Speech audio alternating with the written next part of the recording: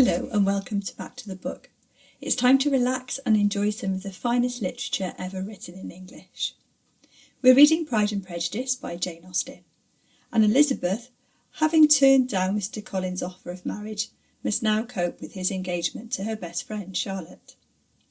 If you're sitting comfortably, then I'll begin. Elizabeth was sitting with her mother and sisters, reflecting on what she had heard, and doubting whether she were authorised to mention it, when Sir William Lucas himself appeared, sent by his daughter to announce her engagement to the family.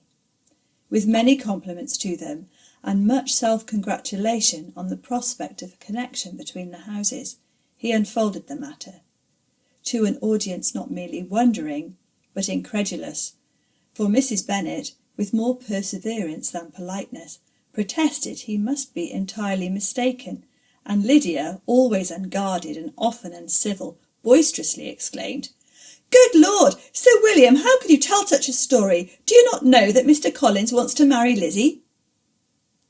Nothing less than the complaisance of a courtier could have borne without anger such treatment, but Sir William's good breeding carried him through it all, and though he begged leave to be positive as to the truth of his information, he listened to all their impertinence with the utmost forbearing courtesy.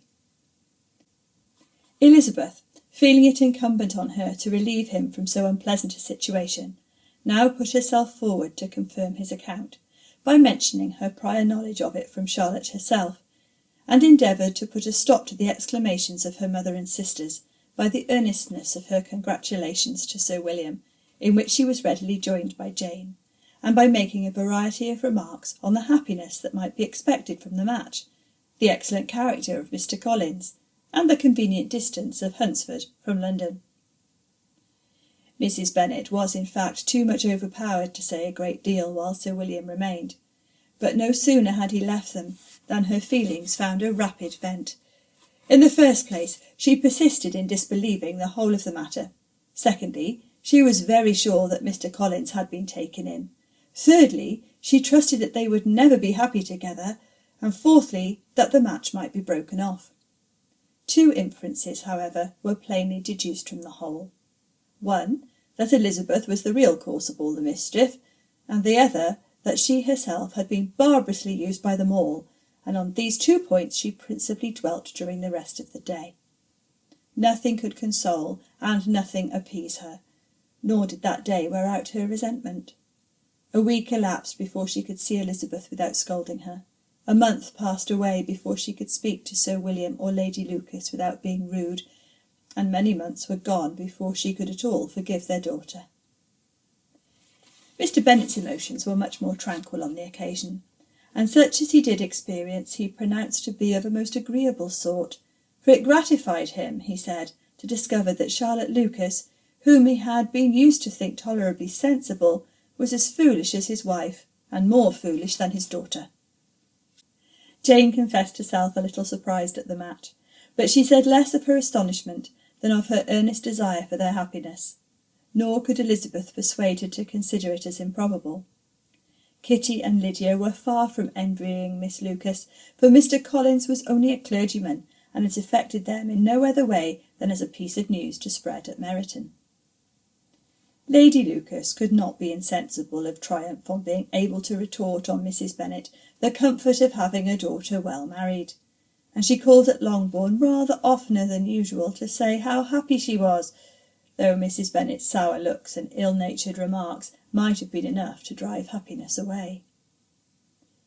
Between Elizabeth and Charlotte there was a restraint which kept them mutually silent on the subject, and Elizabeth felt persuaded that no real confidence could ever subsist between them again.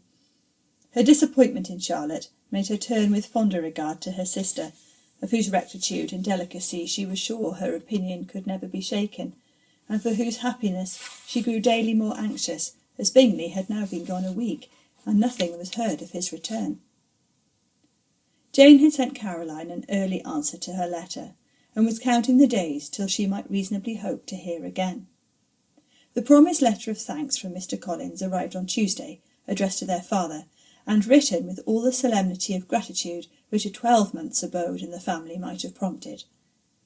After discharging his conscience on that head, he proceeded to inform them, with many rapturous expressions, of his happiness in having obtained the affection of their amiable neighbour, Miss Lucas, and then explained that it was merely with the view of enjoying her society that he had been so ready to close with their kind wish of seeing him again at Longbourn, whither he hoped to be able to return on Monday fortnight, for Lady Catherine, he added, so heartily approved his marriage that she wished it to take place as soon as possible, which he trusted would be an unanswerable argument with his amiable Charlotte to name an early day for making him the happiest of men.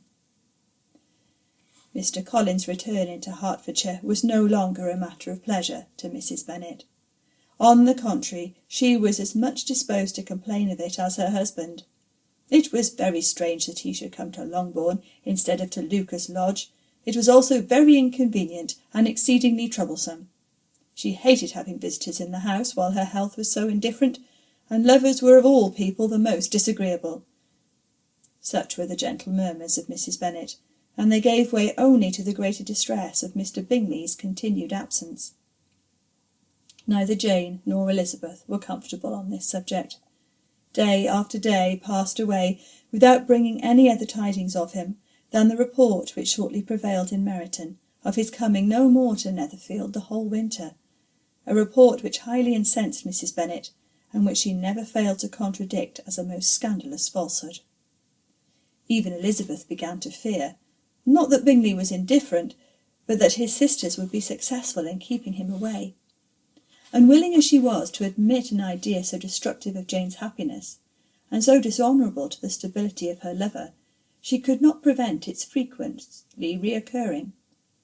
The united efforts of his two unfeeling sisters, and of his overpowering friend, assisted by the attractions of Miss Darcy and the amusements of London, might be too much, she feared, for the strength of his attachment. As for Jane, her anxiety under this suspense was, of course, more painful than Elizabeth's, but whatever she felt she was desirous of concealing, and between herself and Elizabeth, therefore, the subject was never alluded to. But as no such delicacy restrained her mother, an hour seldom passed in which she did not talk of Bingley, express her impatience for his arrival, or even require Jane to confess that if he did not come back, she would think herself very ill-used. It needed all Jane's steady mildness to bear these attacks with tolerable tranquillity. Mr. Collins returned most punctually on the Monday fortnight, but his reception at Longbourn was not quite so gracious as it had been on his first introduction. He was too happy, however, to need much attention, and luckily for the others, the business of love-making relieved them from a great deal of his company. The chief of every day was spent by him at Lucas Lodge, and he sometimes returned to Longbourn only in time to make an apology for his absence before the family went to bed. Mrs. Bennet was really in a most pitiable state. The very mention of anything concerning the match threw her into an agony of ill-humour, and wherever she went she was sure of hearing it talked of. The sight of Miss Lucas was odious to her. As a successor in that house, she regarded her with jealous abhorrence. Whenever Charlotte came to see them, she concluded her to be anticipating the hour of possession, and whenever she spoke in a low voice to Mr. Collins, was convinced that they were talking of the Longbourn estate, and resolving to turn herself and her daughters out of the house as soon as Mr. Bennet were dead. She complained bitterly of all this to her husband. "Indeed, Mr. Bennet," she said, "it is very hard to think that Charlotte Lucas should ever be mistress of this house, that I should be forced to make way for her, and live to see her take my place in it." "My dear, do not give way to such gloomy thoughts. Let us hope for better things. Let us flatter ourselves that I may be the survivor." This was not very consoling to Mrs. Bennet, and therefore, instead of making any answer, she went on as before. "I cannot bear to think that they should have all this estate. If it was not for the entail, I should not mind it." "What should you not mind?" "I should not mind anything at all." "Let us be thankful that you are preserved from a state of such insensibility." "I can never be thankful, Mr. Bennet, for anything about the entail. How anyone could have the conscience to entail away an estate from one's own daughters, I cannot understand, and all for the sake of Mr. Collins, too. Why should he have it more than anybody else?" "I leave it to yourself to determine. said Mr. Bennet. Miss Bingley's letter arrived, and put an end to doubt. The very first sentence conveyed the assurance of their being all settled in London for the winter, and concluded with her brother's regret at not having had time to pay his respect to his friends in Hertfordshire before he left the country. Hope was over, entirely over, and when Jane could attend to the rest of the letter, she found little, except the professed affection of the writer, that could give her any comfort. Miss Darcy's praise occupied the chief of it. Her many attractions were again dwelt on, and Caroline boasted joyfully of their increasing intimacy, and ventured to predict the accomplishment of the wishes which had been unfolded in her former letter. She wrote also with great pleasure of her brother's being an intimate of Mr. Darcy's house, and mentioned with raptures some plans of the latter with regard to new furniture. Elizabeth, to whom Jane very soon communicated the chief of all this, heard it in silent indignation. Her heart was divided between concern for her sister and resentment against all the others. To Caroline's assertion of her brother's being partial to Miss Darcy she paid no credit. That he was really fond of Jane she doubted no more than she had ever done, and much as she had always been disposed to like him, she could not think without anger, hardly without contempt, on that easiness of temper, that want of proper resolution, which now made him the slave of his designing friends, and led him to sacrifice his own happiness to the caprice of their inclinations. Had his own happiness, however, been the only sacrifice, he might have been allowed to sport with it in whatever manner he thought best. But her sister's was involved in it, as she thought he must be sensible himself. It was a subject, in short, on which reflection would be long indulged, and must be unavailing. She could think of nothing else, and yet whether Bingley's regard had really died away, or was suppressed by his friend's interference, whether he had been aware of Jane's attachment, or whether it had escaped his observation, whichever were the case, though her opinion of him must be materially affected by the difference, her sister's situation remained the same, her peace equally wounded. A day or two passed before Jane had courage to speak of her feelings to Elizabeth, but at last, on Mrs. Bennet's leaving them together, after a longer irritation than usual about Netherfield and its master, she could not help saying, "Oh, that my dear mother had more command over herself! She can have no idea of the pain she gives me by her continual reflections on him. But I will not repine. It cannot last long. He will be forgot, and we shall all be as we were before." Elizabeth looked at her sister with incredulous solicitude, but said nothing. "You doubt me?" cried Jane, slightly colouring. "Indeed, you have no reason. He may live in my memory as the most amiable man of my acquaintance, but that is all. I have nothing either to hope or fear, and nothing to reproach him with. Thank God, I have not that pain. A little time, therefore. I shall certainly try to get the better." With a stronger voice she soon added, "I have this comfort immediately, that it has not been more than an error of fancy on my side, and that it has done no harm to any one but myself." "My dear Jane," exclaimed Elizabeth, "you are too good. Your sweetness and disinterestedness are really angelic. I do not know what to say to you.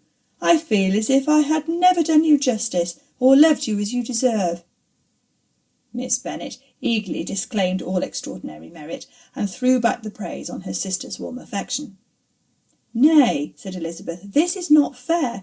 You wish to think all the world respectable, and are hurt if I speak ill of anybody. I only want to think you perfect, and set yourself against it. Do not be afraid of my running into any excess, of my encroaching on your privilege of universal goodwill. You need not. There are few people whom I really love, and still fewer of whom I think well. The more I see of the world, the more am I dissatisfied with it, and every day confirms my belief of the inconsistency of all human characters, and of all little dependence that can be placed on the appearance of either merit or sense. I have met with 2 instances lately. One I will not mention. The other is Charlotte's marriage. It is unaccountable. In every view it is unaccountable."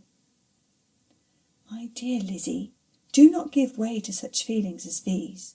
They will ruin your happiness. You do not make allowance enough for difference of situation and temper. Consider Mr. Collins's respectability and Charlotte's prudent, steady character. Remember that she is one of a large family, that as to fortune, it is a most eligible match, and be ready to believe, for everybody's sake, that she may feel something like regard and esteem for our cousin. To oblige you, I would try to believe almost anything, but no one else could be benefited by such a belief as this, for were I persuaded that Charlotte had any regard for him, I should only think worse of her understanding than I do of her heart. My dear Jane, Mr. Collins is a conceited, pompous, narrow-minded, silly man. You know he is, as well as I do, and you must feel, as well as I do, that the woman who marries him cannot have a proper way of thinking. You shall not offend her, though it is Charlotte Lucas. You shall not, for the sake of one individual, change the meaning of principle and integrity, nor endeavour to persuade yourself or me that selfishness is prudence, and insensibility of danger security for happiness. I must think your language too strong in speaking of both, replied Jane, and I hope you will be convinced of it by seeing them happy together.